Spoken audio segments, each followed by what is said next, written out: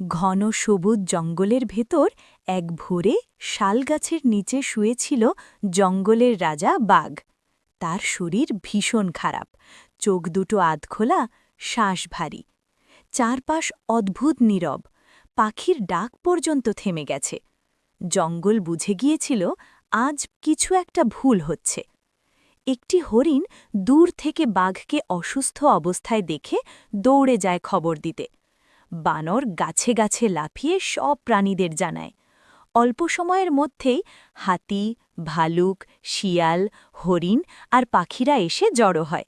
যাকে সবাই ভয় পেত, আজ সে অসহায়। হাতি তার সুরে করে ঠান্ডা ঝর্নার পানি এনে বাঘের শরীরে ছিটিয়ে দেয়। বানর ঔষধি পাতা এনে দেয়। হরিণ ছায়া করে দাঁড়ায়। পাখিরা নরম সুরে গান গায়।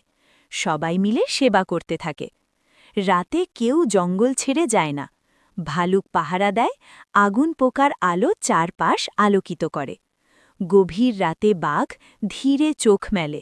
সে অনুভব করে ভালোবাসার উষ্ণতা। পরদিন সকালে সূর্য উঠতেই বাঘ উঠে দাঁড়ায়। শরীরে আবার শক্তি ফিরে এসেছে।